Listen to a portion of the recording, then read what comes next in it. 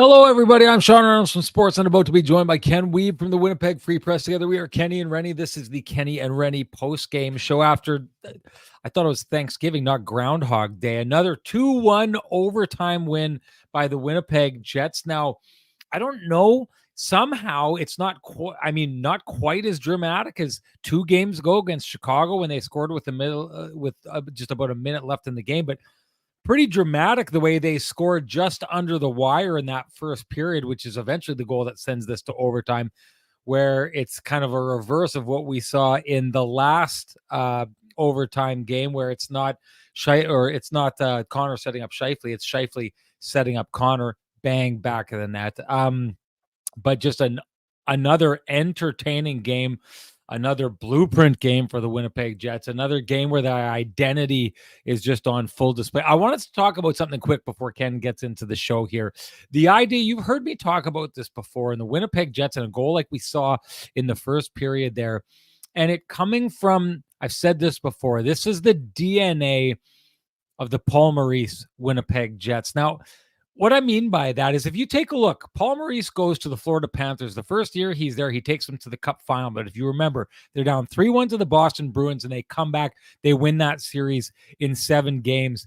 The way they do it, they're out of almost every single one of those games, and at the 11th hour manage a miracle goal, send it to overtime, win it in overtime. They did it time and again against a really good team.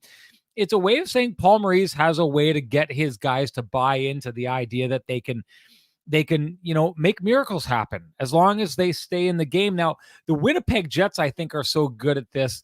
I don't necessarily think it comes from a great place. You'll remember at the beginning of this podcast, lots of talk, and I talked about it last show. Maybe this is an excuse for me to talk about snake charmer offense some more, but the Winnipeg Jets, what used to drive me nuts about covering them is I looked at them and I saw a team that really mailed it in quite often, did so often against lower echelon teams, and then would kind of just come storming back, bust out the snake charmer offense, goal, send it to overtime, win it in overtime. And it was just kind of something they routinely did over and over and over again. Now, while I didn't think that was a good thing, because of the whole snake charmer aspect of it, because it seemed like relying on the snake charmer took them to the playoffs and things fell apart. And let's be honest, before anyone brings it up, I know they haven't had much more playoff success over the last couple of years, but the fact that they did that over and over and over again, I think what it did, if anything, was it made it so this team easily believes in miracles, easily believes that the unthinkable they can make happen time and time again. So you get last season against the Hawks where Nikolai Ehlers scores that AJF goal where, they go down and they steal the puck from the Colorado Avalanche, and Devon Toews, one of the best defensemen in the game, and get it to the front of the net, and AJF's got it in the back of the net for a buzzer beater goal. It's why they still had like big comebacks last year against a team like the Los Angeles Kings. If you remember, that's where that heater really started for them towards the beginning of the year. And then everyone remembers that game against the Carolina Hurricanes, I believe down 4-0 going into the the third period. They come back and win the whole thing. I think the Winnipeg Jets just got so much practice by putting themselves in a hole with a lack of effort, a lack of an honest game, and then they snake charmed their way out of it.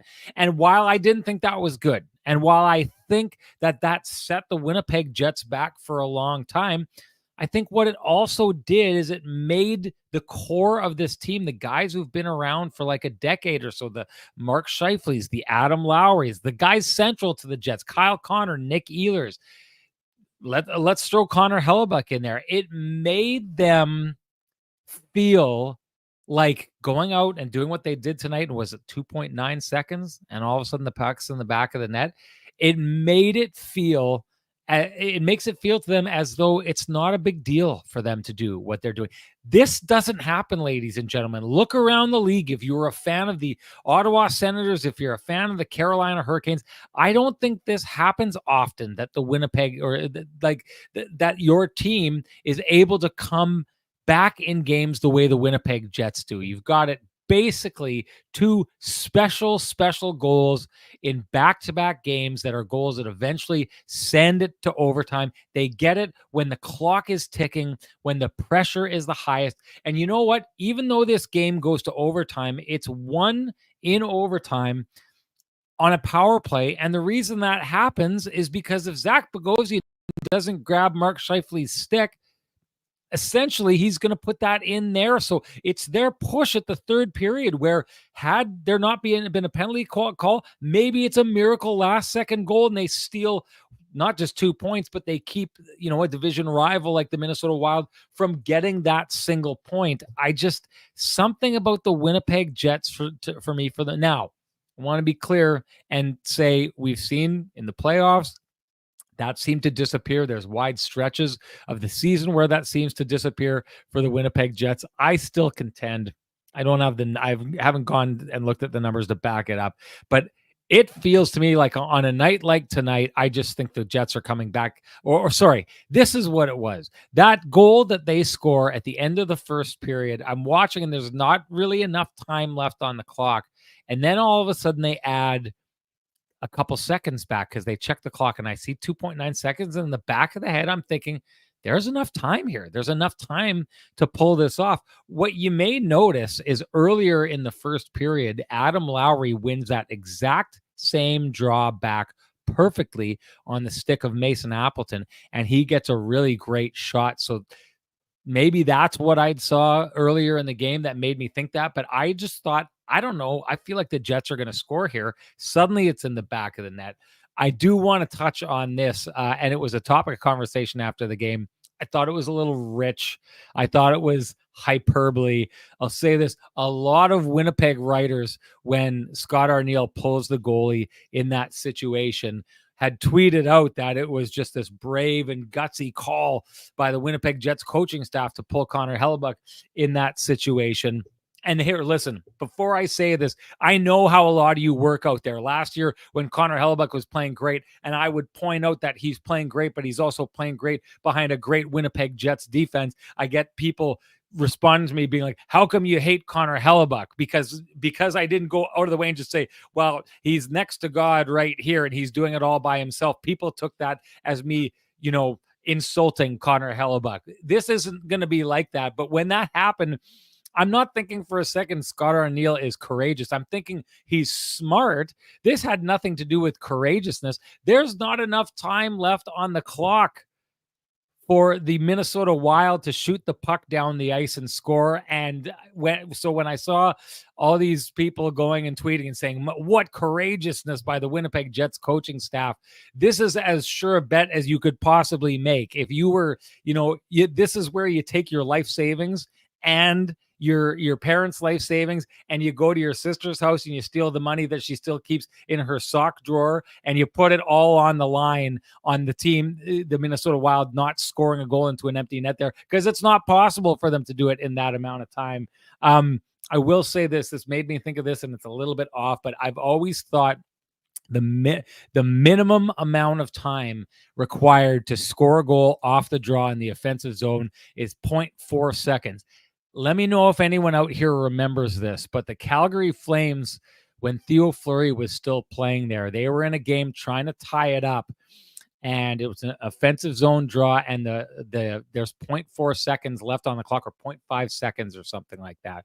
And the centerman wins it straight over to Fleury, and he one times it, and it goes into the back of the net. It's 0.4 seconds is how long that took there. Now, back in those days, maybe the clock started a little bit late. I don't know that we had the rewind the way we do here today, but that was always established for me. That's the fastest you can get the puck into the back of the net. So 2.9 seconds, it's not a lot of time, but it's enough to pull off a play. It's enough to get the puck in the back of the net, but definitely not enough time for the opposition team to get it all the way down the ice into the empty net. I'm going to tie into a lot into this show here. Probably going to dive into the second line and where they don't necessarily seem to be getting going here. Going to dive into the third line. I've got some more stuff. You know what? Maybe I'll get into this right now because Ken seems to think that it's vacation time. So I'll get into this. I wanted to point out with the third line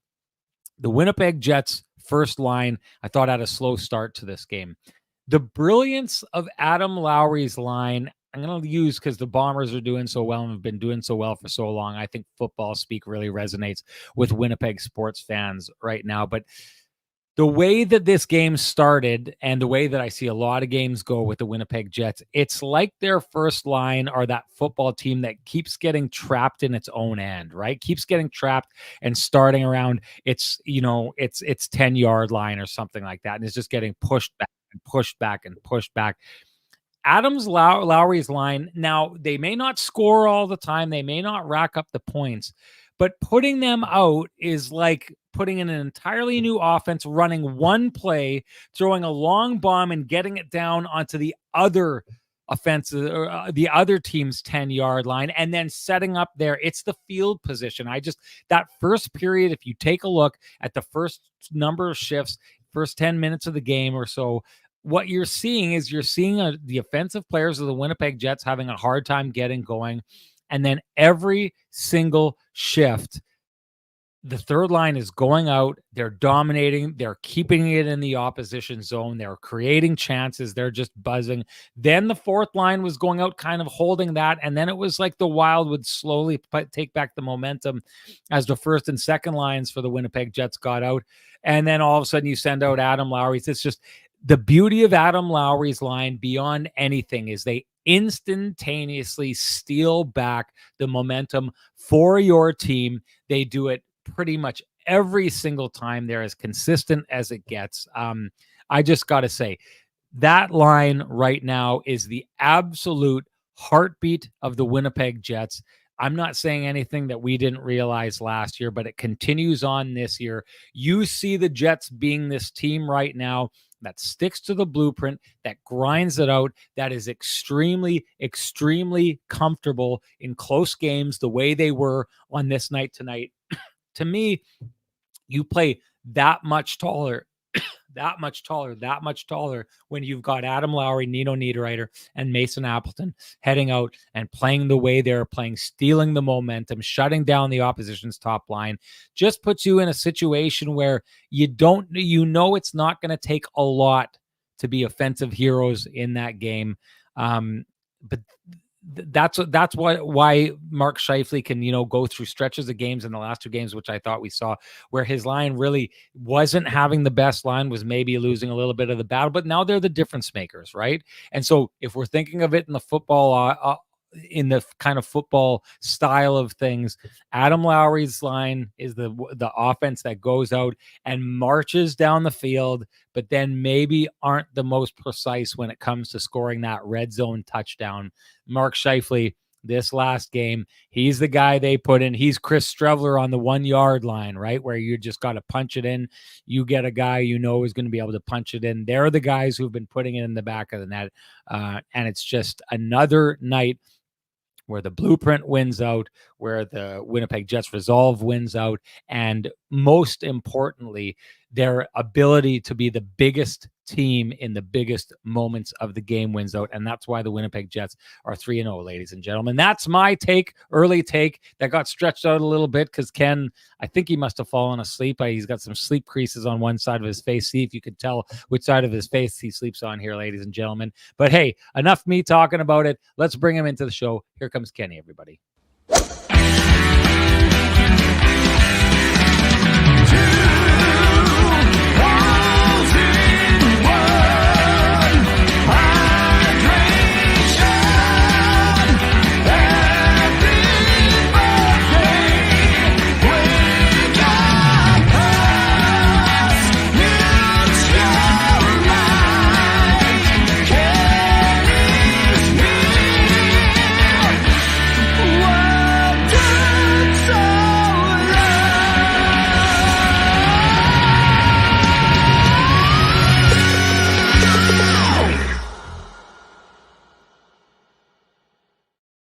Kenny, I love this comment here by Turd Ferguson, who says this is my favorite one-man show on YouTube.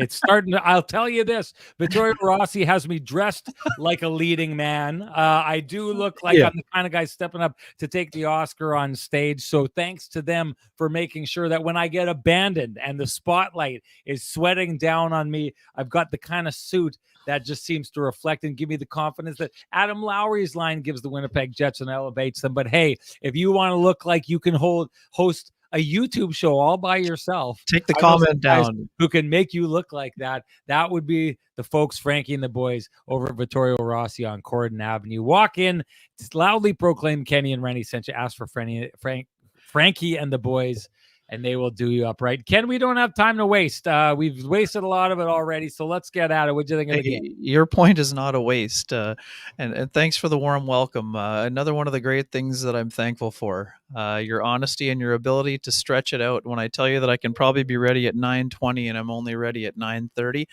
I know we're out of the preseason. This was my first gamer today, and with the benefit of a little bit of time, needed all of it to get that story filed for WinnipegFreePress.com here. So thanks for that. Appreciate you. Happy Thanksgiving to everybody in the chat here.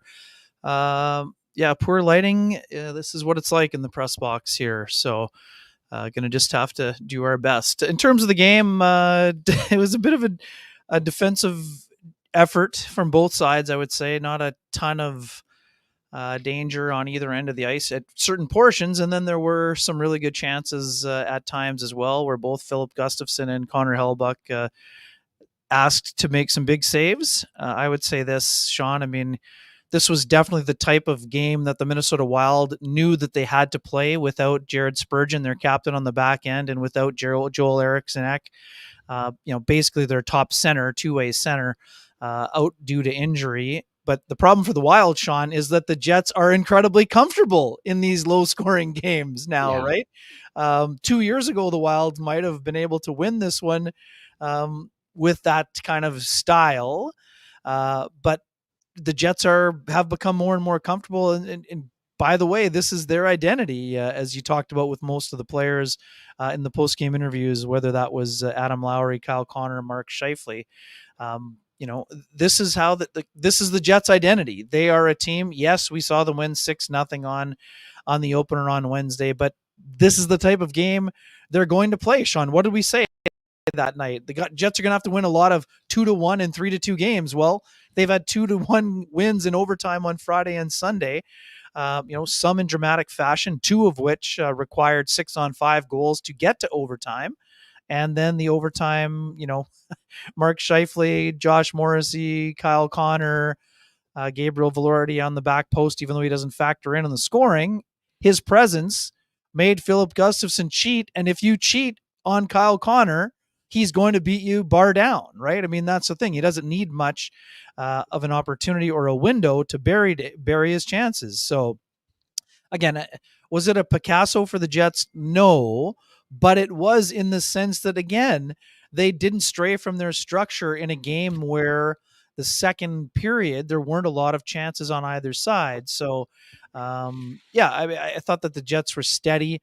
Like I said, this game was a fine game for them, mostly because, again, you might have had some temptation to open up, but we've seen over the years against the Wild, Sean, even though they're not the old Wild, the Jacques Lemaire days where they didn't score a lot.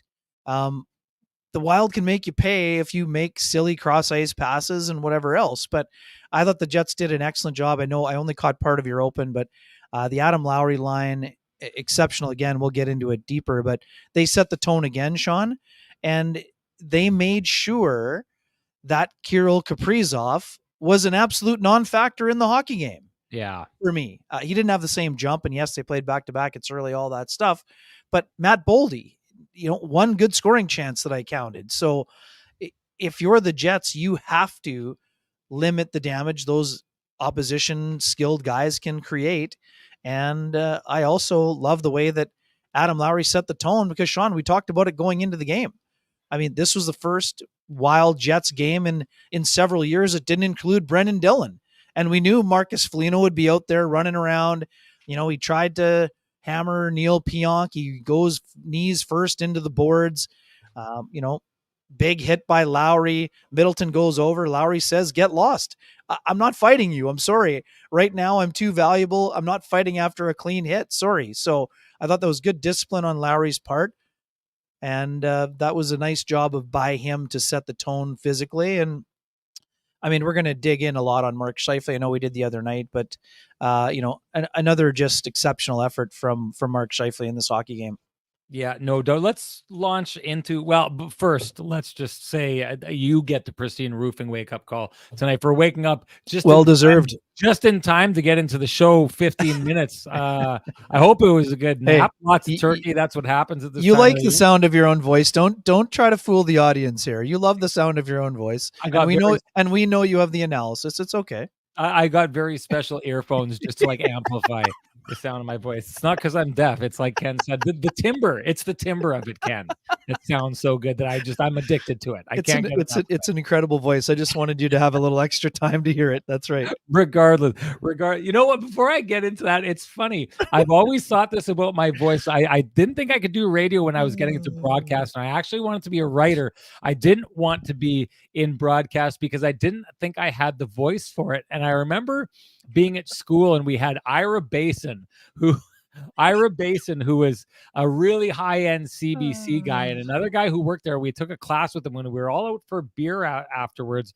And I remember saying, yeah, I don't think I'm going into broadcast. I don't have the voice for it. I've got this like borderline lisp in my natural speak that I was talking about. And Ira Basin was like, "Oh no," and everyone at the group was like, "Oh, we have no idea what you're talking about." But his helper, who was a real high-end audio guy and has still moved into the States, he said, "Oh yeah, no, I know exactly what you're talking about."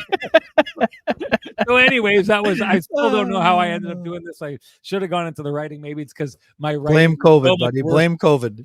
It is what it is. Regardless, Ken gets the Pristine Roofing wake-up call here tonight for getting into the show just on time. Good stuff, and you know what that means.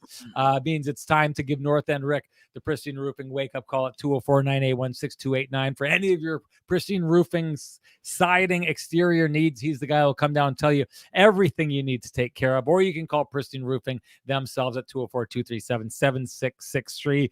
They'll make sure you've got quality work. Great sponsors to year 2 of the show. So good to have them back. Let's just get into the second line right off the bat because I want to get into this conversation. Sure. Dig into the head coach Scott Arniel talked about that line. He said he thought that they were speeding up. You sent me a message talking about what you thought was their best shift of the year so far. But where do you think that second line is at right now? Are they on the verge of a breakout? Are they still stuck trying to figure this out? Was this not the right team to break out? What can we expect going forward from line 2?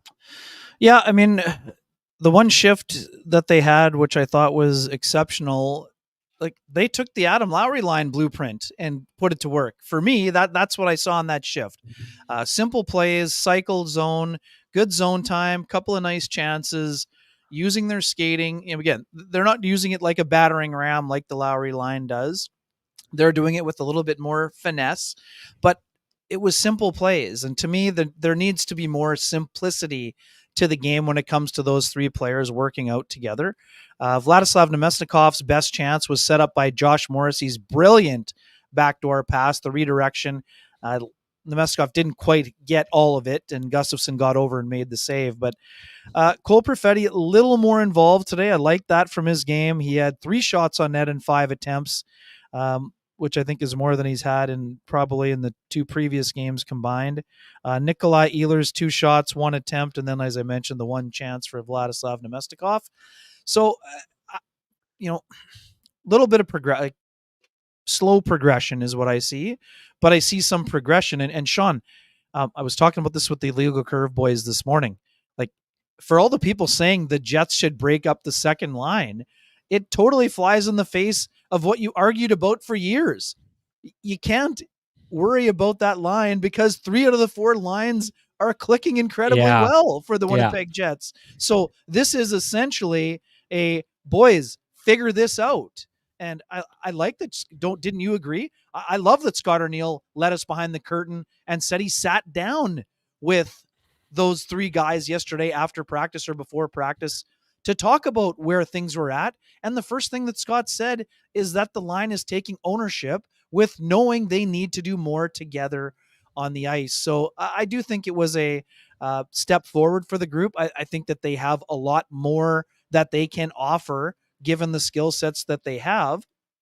But I don't think it's panic at the disco here. It's 3 games in, and if the fourth line wasn't generating as much zone time as they have been, weren't using their speed, then sure, you could say try Morgan Barron up there, try Alex Iafallo up there, do whatever you want. But right now, I don't approve of breaking up the fourth line because all 3 players are really going. And Kupari had another strong game, Sean. He made a really nice backhand play, backdoor. It didn't get converted, but he was moving around well. He's way more involved in the forecheck, and I wouldn't break up that line, even though they haven't shown a ton of chemistry so far. What did you think of their game overall?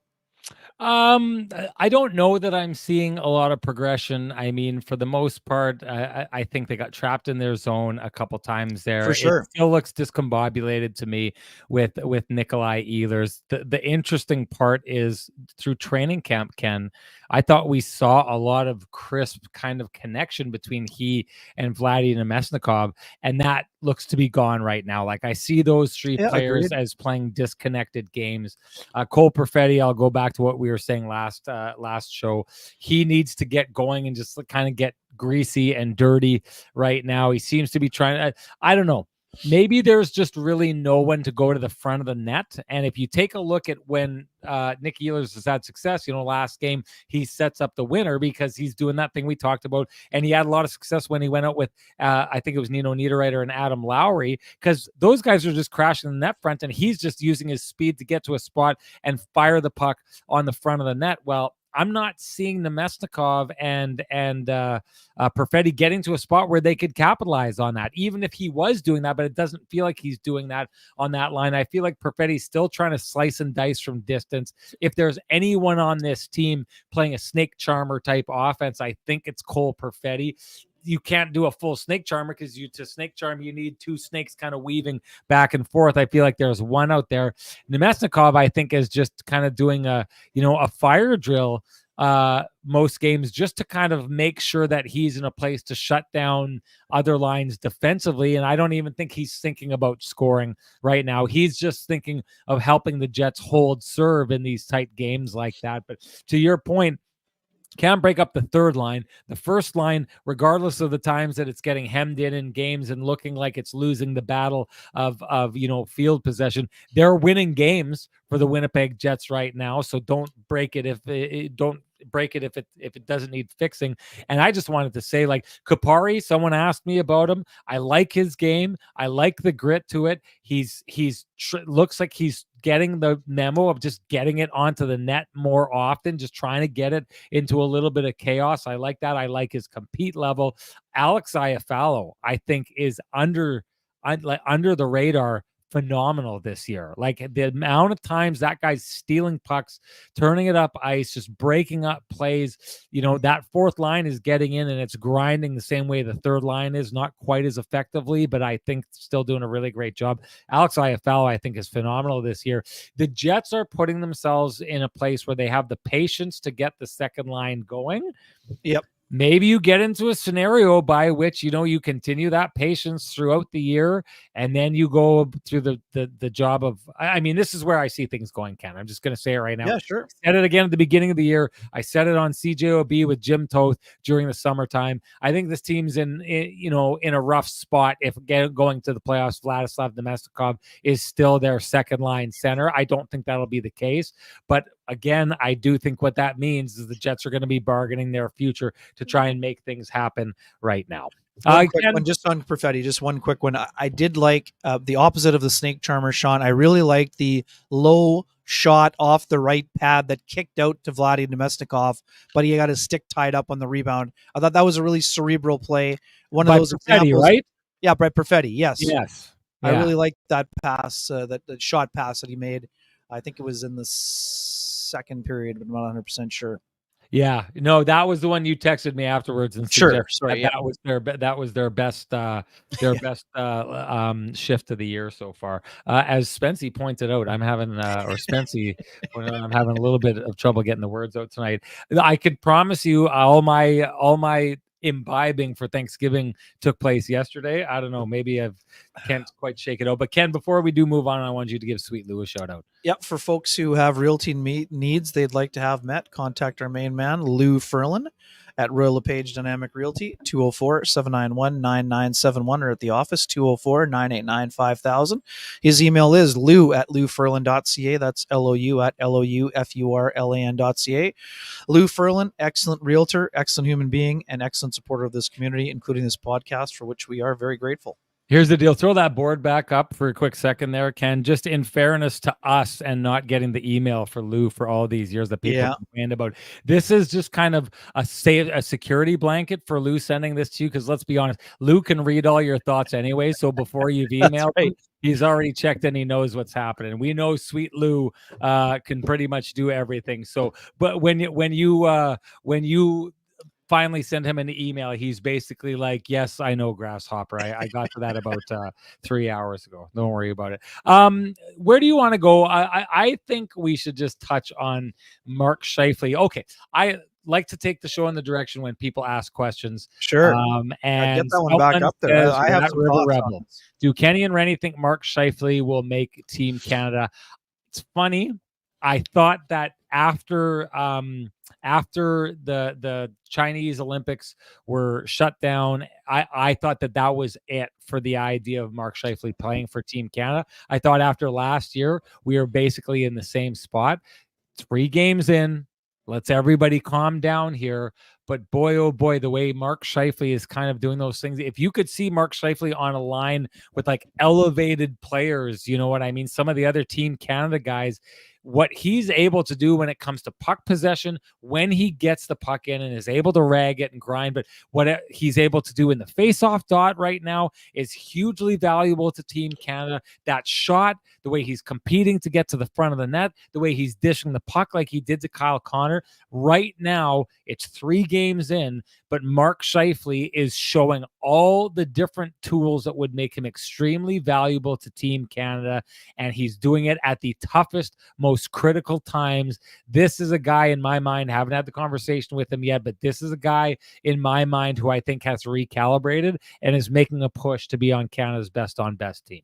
Yeah, agreed. And as you mentioned, I mean, Mark's, elite hockey sense would also help him, skate alongside Nathan McKinnon, Connor McDavid, Sidney Crosby, any of those guys too. So, we know there's a ton of forwards involved in the mix, but I mean, if you're Doug Armstrong, you're going to be watching closely on Tuesday night, the following Tuesday when the Jets open up that 3-game road trip against the St. Louis Blues after the last 2 home games of the homestand against San Jose and Pittsburgh. But I really love the way that Scheifele's playing out of the gate. And it's not just that he's come out on fire with the 4 goals and 2 assists for 6 points that is tied for the NHL lead so far. It's the two-way game and the commitment to playing at both ends. I've said this before a number of times. I think that, as hard as Mark works and, as much, thought that he puts into his diet and preparing for every aspect of the game, I think that Mark would benefit greatly, much like Dale Hawerchuk did at the Canada Cup, Sean, when he was around Lemieux and Gretzky and Messier. For Mark to be around, we know he knows Connor McDavid and he knows those other star guys, but to be around those guys for 10 to 14 days in a best on best, I just think that it would just absolutely help. Not that he needs inspiration. I just think it would be inspirational for him to be around those guys. And I do think that he's going to be on Team Canada along with Josh Morrissey. I think, Morrissey for me is a lock. I think Morrissey would be a perfect partner for someone like Alex Pietrangelo, Sean. When it comes to Team Canada, we know the defense will be stacked with Makar and Taves on one of the pairings. And, there's going to be lots of competition. But for me, Josh Morrissey's on that team 100%. Yeah. And I think that Mark Scheifele is also going to make a very strong case. And I'm going to say today that Mark is going to be on that team as well. I think it's fascinating what you're bringing up here. So the idea of Josh Morrissey going there and the idea of Mark Scheifele. The Winnipeg Jets are a team, and I talked a little bit about their history, Ken. If you're taking a look at the core, they've got like a core of 6 guys, which I think it's a bit of an anomaly to keep a core together as long as the Jets have. Now, a core can be like a minimal amount of guys, right? Like you've got the Pittsburgh Penguins, and you've got Letang, and you've got Crosby, and you've got Malk, and those guys have been together for a real long time. You can't touch that if you're the Winnipeg Jets, the amount of time that those guys have been together. But if you think about the Winnipeg Jets, it's Adam Lowry, it's Mark Scheifele, it's Hellebuck, it's Morrissey, it's Kyle Connor, and it's Nick Ehlers. And most of those guys have been under the influence of the organization for at least 9 years, most of them more than a decade, right? And the one thing that I've thought is just fascinating about where this team is going is the idea of getting over the hump when you're kind of, there hasn't been a lot of Stanley Cup winners play for the Winnipeg Jets, right? There haven't been. So you've got these guys who they've perfected a lot of things. They've perfected kind of what I was talking about at the beginning of the show, this late period push, this ability to score their way back into into games, and just so many things that are the mark of winners. And yet there seems to be something missing when the playoffs come around.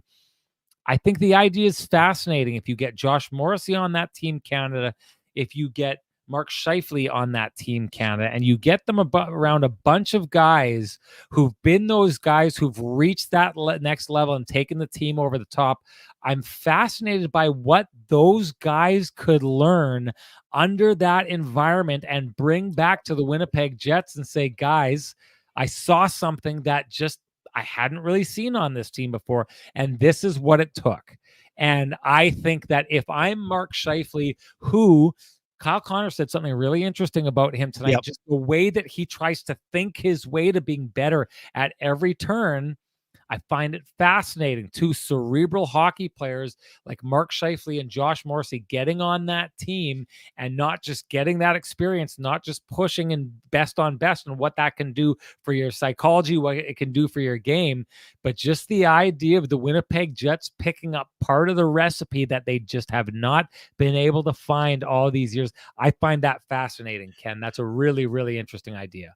Yeah, right on. And we should also say, too, I mean, for folks who missed our preview episode with Elliot Friedman, he had a strong belief that Adam Lowry could also force his way into the discussion in terms of being one of those, penalty killers, intangibles type of guys that Team Canada has had previously. So, again, is it going to be all 3 guys on the team? That would be big news, but we should just include Lowry in that conversation as well. Obviously, different type of game he would be asked to play, but I agree completely. It happened for Mario Lemieux at the Canada Cup. This was a guy who was incredibly skilled, but without that Canada Cup experience, as talented as those Penguins teams were, there are some people around the game who aren't sure the Penguins would have won those cups unless Lemieux went and, spent the time with those 80s Oilers players who had won Stanley Cups. So again, I think that there is a really interesting connection there. And the reason why I bring up Hawerchuk in that scenario, Sean, is that on the classic Lemieux goal, Dale Hawerchuk wasn't known as a defensive specialist in those days in the 80s, but Mike Keenan threw him over the boards in a tie game, right? And he was the guy who took Larry Murray, had the pick play and everything else. So anyways, just something to think about. I don't think that there's much of a chance of that. I think that's beyond a long shot. For Lowry, hey, fair. Yes. I think if Lowry had gone into the playoffs last year and absolutely shut the Avs down and kind of dominated, I think that it's a very real part of the conversation.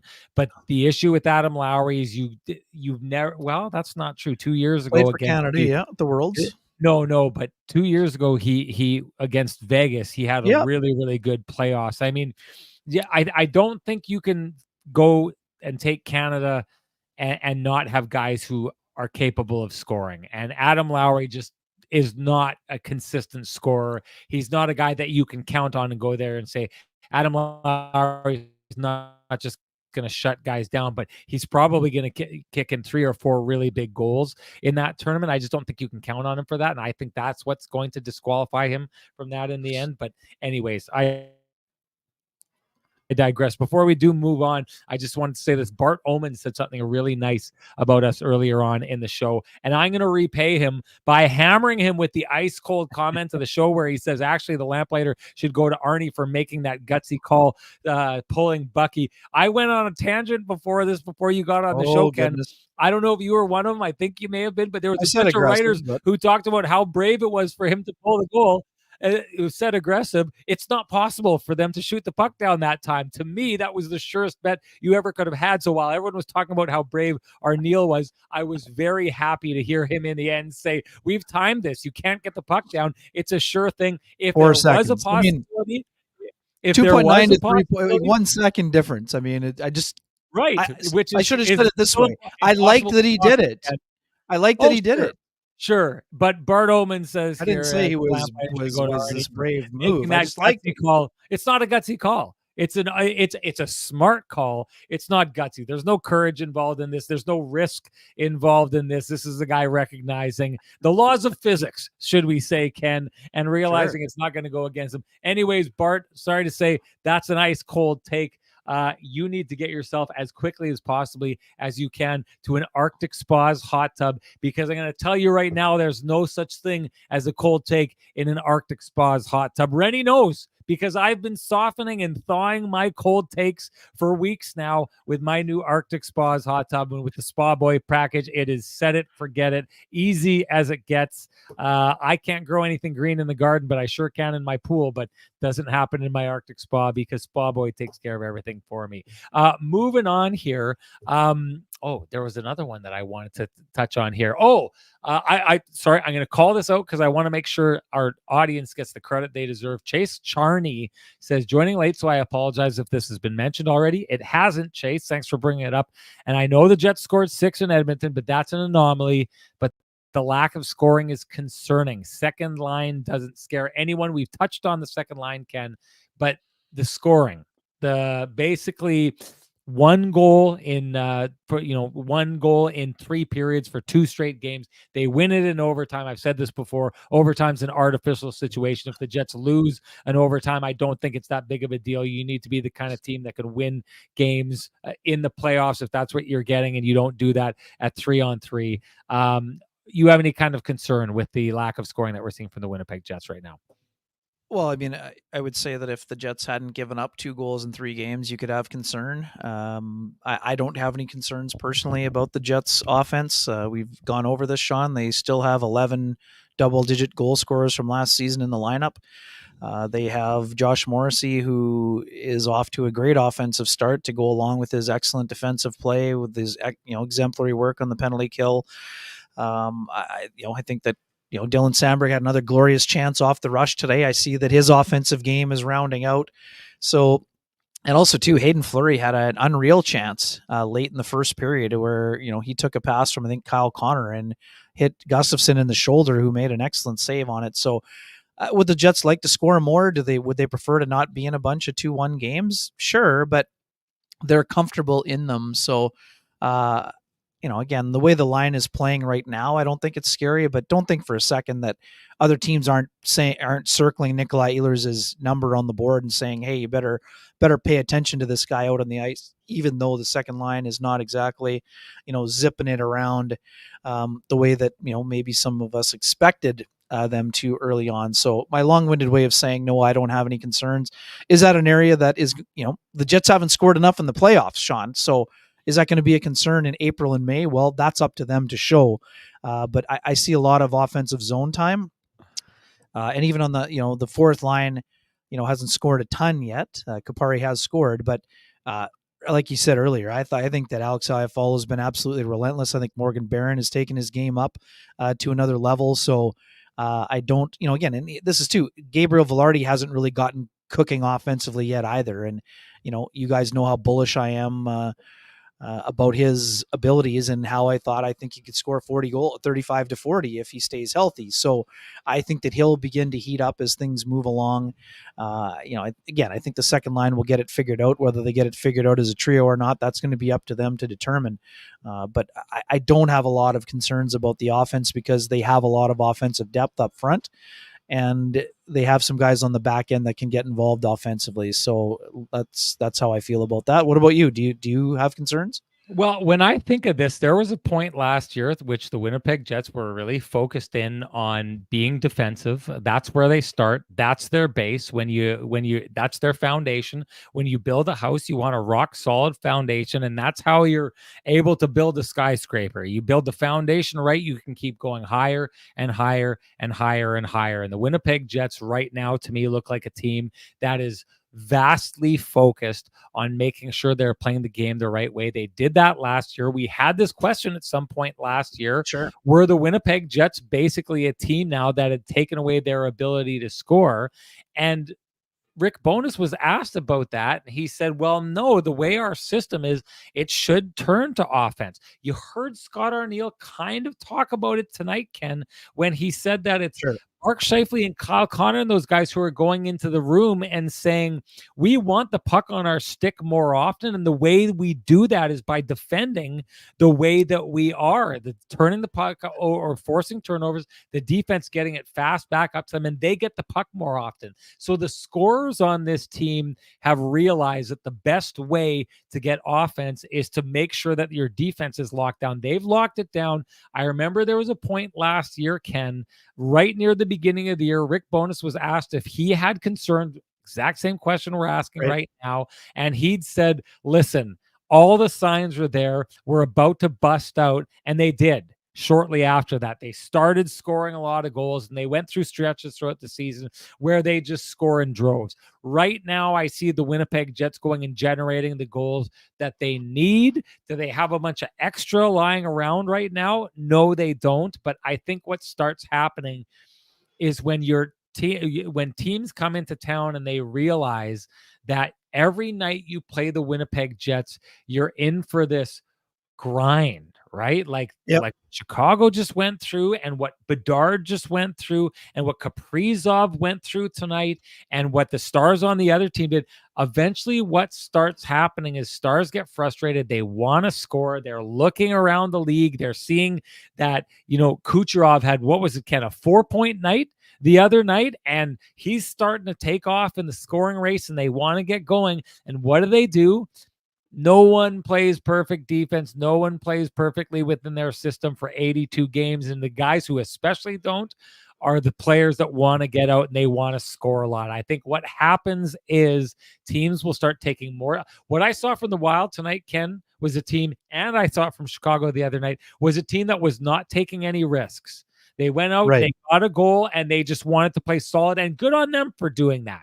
But they're doing it against a Winnipeg Jets team that is not going to open itself up to risk that same way. And I think what's going to happen is teams will get less disciplined as the year wears on. That'll open things up. The Jets will start scoring more goals. I think more goals, it's kind of a perpetual motion machine for a while. It leads to more confidence. It leads to more freely moving the puck. It leads to, you're getting more shots, and you're starting to, bury the shots that you get. I think this is another one of those things. The Jets are playing the game the right way. I've got no complaints about how they're approaching things, how they're handling things. I think that doing what they're doing right now, as far as as far as like approaching the game the right way, defense first, is going to lead to offense. I think it's going to pay off for them. And hey, if you're looking to pay off high interest credit cards or debt, we suggest you go talk to our friends at Cambrian Credit Union about their payoff loan. They can show you how taking out a loan to pay off your debt actually gets you debt free faster, and you can save thousands of dollars. Go to cambrian.mb.ca to book an appointment online. Ken, free space on the bingo card. You have any place you want to go right now? Yeah, I think we should just talk briefly about Dylan Samberg, because I've really enjoyed how he's played. I think a couple people in the start, a couple comments here, some folks in the chat also liking the way that they've seen Dylan Samberg. Here, Steph is one of them for sure. Right here, I love Samberg's game. He looks like he fits in the top four, and also Partisan Paul joining late. But has anybody mentioned that Samberg is a rock on the back end? So for me, we were curious about the minutes. What would the minutes be like for Dylan Samberg? Well, here's another night, Sean, where Dylan Samberg has another busy evening. 28 shifts for 22-31, 2 shots on net, 4 shot attempts, 2 block shots. So, I mean, you heard Scott O'Neill talk about it. If Dylan Sandberg wants to be in the top 4, those top 6 forwards expect crisp passes on the tape. And I've liked what I've seen. A lot of patience from Dylan Sandberg. I think he's been a little bit more involved physically. I love the way he's activated, as I touched on earlier. Just glorious chance from the slot again as the second wave on the rush. And I think he's defending really well. And I think he's really doing I mean, we know he can block shots. That's part of the MO for him. Neil Pionka's partner pointing out yesterday that Sandberg is a guy who's the best shot blocker on the Jets right now. So to me, he's handled himself very well on that second pairing. Crystal Morgan, Pionka's also looked good. Absolutely agree with that take there. He's been excellent. Physical Really play. good. Really enjoyed how he's been playing. Yeah, not as nearly as much chaos in the defensive zone. I really thought he came into the year with a great headspace, and those two guys together, I think they'll continue to grow. But one of the concerns was how would Dylan Sandberg handle the extra load and the responsibility. He's handling it great. I think he's been fantastic. And Jeff Bose says Sandberg could play with Josh Morrissey. He's the kind of guy that has the ability to play in his offside, but I like him in the shutdown role right now, and I think it's a great place for him. While we're on that, I don't want to go on a tangent here, but for the folks wondering, Elias Solomonson, great start this weekend. Manitoba Moose winning both games over the Iowa Wild. Elias Solomonson, a goal and three points. I think Chibrikov, 1 goal, 4 points. Brad Lambert, 3 assists. Dom DiVincentis today, Sean, 37 saves and 39 shots to get his first win in his first pro game. So the youngsters doing a nice job there. Just to tie a bow on that commentary about and Sandberg. How about this quick one from Beer League, Sean? Quick one for you. Beer League says, I've liked the defense so far. I wonder what happens when Heinola and Stanley come back. Any thoughts on what that means for, the third pairing, or if there's going to be any potential changes there? Because I've also really liked what I've seen from Colin Miller and a lot from Hayden Fleury as well. I've loved the mobility of Hayden Fleury in the first 3 games here. Yeah, we don't have a lot of time to dive into this. I think Colin Miller stays in. I think Fleury comes out. I think Heinola goes in. I think Big Stan becomes the 7th man, and they basically bring him in like they have in the past on if they feel they need a heavier game or not. Not to say that I haven't liked what Fleury has done. I'll say this though, and this brings me to the point about the coaches. The Jets have set up a system by which defensemen who have struggled in other areas or in other teams within the league are able to come in. It makes sense. They're sheltered around them because their forwards are so good with the back check and they're so involved and they're so good at like forcing turnovers and then instantaneously getting on the attack and getting open that it makes outlet passes easier for those players. I think right now, if you are a player looking to feeling like you needed to jumpstart your career or resurrect your career, as long as the Jets are playing this system, if Kevin Cheveldayoff gave me a call, they would be my first choice because I think you can look really good in the Jets system if you're a defenseman. I just wanted to bring this up quickly. We don't have time to dive into it. We'll get into it later, but Big Hitter says the new special teams coaches have seemed to be good hires. The power play looked a lot better. Everything. Hey, the one thing that we're not talking about, as good as Scheifele's played, as good as Hellebuck is playing, Josh Morrissey, I think, is understatedly just painting a symphony every single night that he's out there. But well said. Right now, when the Jets tied up the last game, Arnie joked that, oh yeah, well, it's exactly how we drew it up. He said not quite, but there was a crisscross involved in there that starts that play. Right. That was part of what they drew up tonight. That goal that Scheifele scores is exactly as it's drawn up. And if you see the way that the penalty kill is going right now, my goodness, suffocating like a blanket. The new coaching system for the and the work that they've done is paying off huge for the Winnipeg Jets right now. Ken, what do you got for your Johnston Group got you covered play of the game? Pass it off to you. You had a good one. I thought you had sent me in a text message. Well, I'm going to go. I think you should use it. No, I'm going to go with Pat Rathwell. There was a point tonight. Pat Rathwell changed my mind. There was a point at which Josh Morrissey lost the puck. I believe it was to Kaprizov and turned around and caught him. The one thing about that is having that kind of awareness and that ability to kind of like know when to abandon the play that you've lost it in a way that you get back and shut things down. Josh Morrissey is a cheat code. at this stage. The way that he forces turnovers, the way once he does, he's able to find like the most dangerous guy on the ice, and then suddenly the entire defense, the defending team, their opposition is on their heels.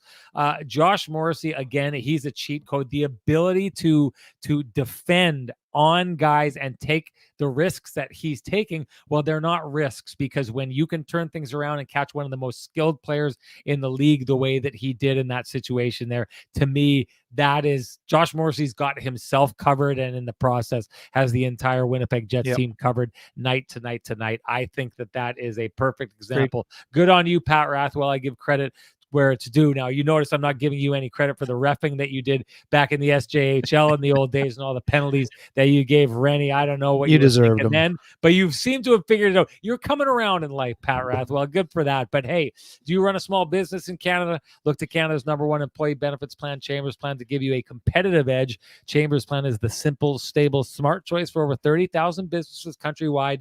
Visit chamberplan.ca to learn more. And that is the Kenny and Renny OGs.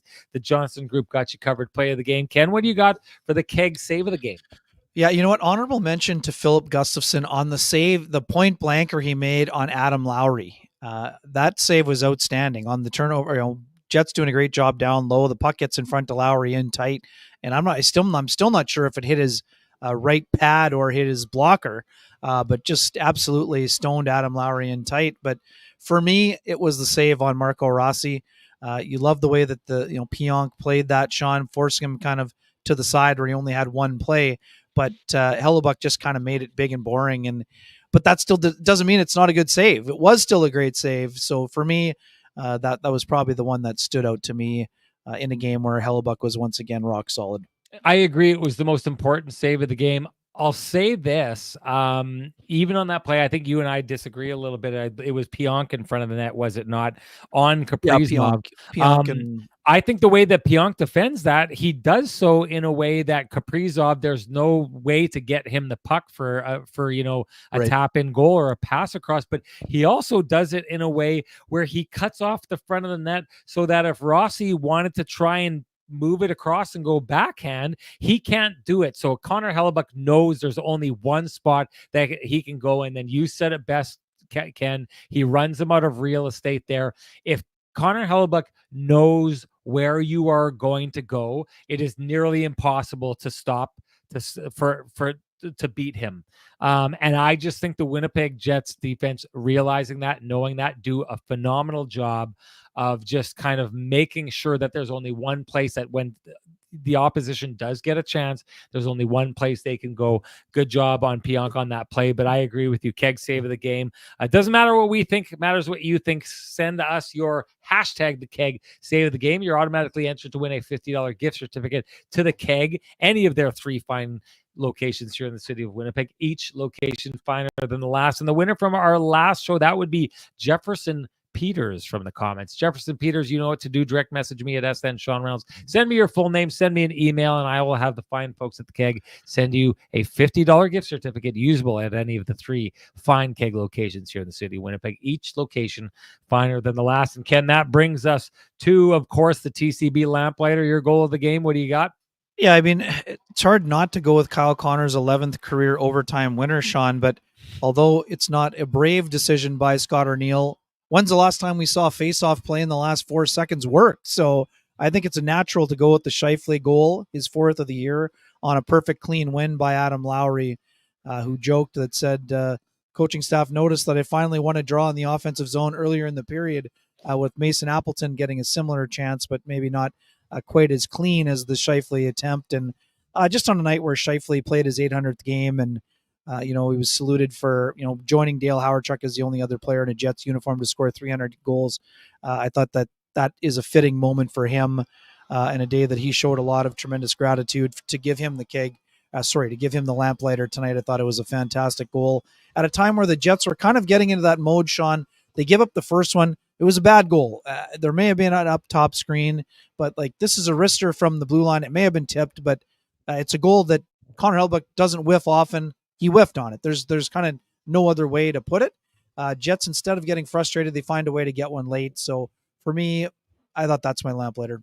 Ken, I agree with you, but doesn't matter if I agree. And doesn't matter what you think, to be quite honest. It matters what the fine folks at home watching this program think. Send us your hashtag TCB Lamplighter. You're automatically entered to win a frosty, delicious 8-pack of Lamplighter Amber Ale brought to you by our friends at TransCanada Brewing Company. You can't wait for Kenny and Renny to gift you yours. You know what to do. Head on down to their tap room where they have lots of great beers, lots of good food, unbelievable pizza, best in the city at 11290 Kenniston. You know what to do. And here, BD Longshot, you know what to do because you were the Lamplighter winner for the last show. Direct message me at SN Sean Reynolds. Send me your full name, send me an email, and I will send you a voucher for a frosty, delicious 8-pack of Lamplighter Amber Ale brought to you by our friends at TCB. It is the nectar of the gods. And that's it for us, Ken. Time to shut down. You got something to say? Yeah, I do. Sorry. Tough news that I woke up to this morning. I think you know him as well, Sean, from some of the curling you covered. But the great Brendan McCarthy of the St. John's Telegram passed away last night after a long battle with leukemia. He's a guy that I got to know during the early days of the Manitoba Moose when I was covering the minors in the St. John's Ice Caps had a team early. They were the Maple Leafs for a while. Brennan was just an outstanding human being. He loved the sport. He was an incredibly gracious and kind individual, and tough news there. And I know there's a lot of people in the journalism community. The folks on the Rock, couple of tough losses. They lost Robin Short and Brendan McCarthy in the last couple of years here. Thinking of his friends and his family tonight. R.I.P. Brendan. Yeah. I don't know. There's nothing I can add to that. Sorry about that. I don't mean to end on a downer. Brendan was a great person, a great writer, and I just thought it was important to share. And I appreciate that Brian Rogers, the longtime voice of St. John's hockey, sent me that note earlier today. So just a really good person, and a lot of words written in that newspaper, and a lot of laughs shared over the years. Yeah, don't ever worry about thinking that it's a bummer. We've shown that on this program, it's a safe space for us to talk about these kind of things, about grief and loss. It's happened in the past. I love the courage of our audience to have done it. This is a great place to bring those things up, and it's a great place to honor the people who we have just miles of respect for in this business, and that is exactly the case as you so eloquently honored our colleague there. Happy Thanksgiving to everybody, especially you, Sean. I told you in the text, but this partnership that we've forged through COVID, one of the best things that has happened to me, and very grateful. I know Mark Scheifele was dropping all the people he was grateful for. There's a long list, but you're on that list, and I really appreciate your friendship along with our partnership, my friend. Yeah, you're okay too, I guess. I don't know. No, you know how I feel, Ken. I'm the sensitive and romantic one in this relationship. Well, okay. I'm the one who can't keep from crying in this program. I'm the one who lets the tears flow. So I don't want to get into it right now. You know I love you, buddy. That's good.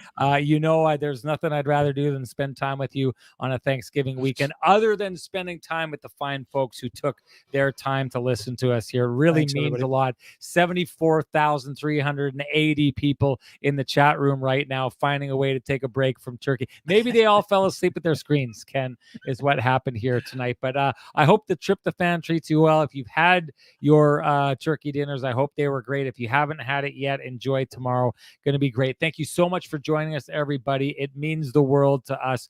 Can't wait to do it with you again on Friday when the Winnipeg Jets are taking on the San Jose Sharks. I'm going to be doing a Hockey Night in Canada game this weekend in Ottawa. So I'm going to you'll see me doing it from my hotel room on the Friday night there. But Ken, I think I may find a way to get home for Sunday and be around for Sunday. So we don't have anything to worry about when it comes to that. So looking forward to it. Sunday is going to be an interesting one. I think that the San Jose Sharks are somewhat revamped. The Oilers talked about Chicago and saying, hey, someone chewed me out for saying I said something about the Chicago Blackhawks being a free space on the bingo card, and I got chastised. I think it was SK was saying no one's a free space on the bingo card. He'd said, any team, I forget the language he used, but he's like, if you think this team was like the way they were last year, you're not paying attention. This team is taking a step up. I think the Sharks have as well. Well, I don't think they're in Winnipeg Jets territory, but I do think it makes for a more interesting matchup than it was last year. And hey, for those who like the revenge games, first time the Jets see Tyler Toffoli. Going to be great to talk about it afterwards. Can't wait to see you all then. Talk to you later, folks.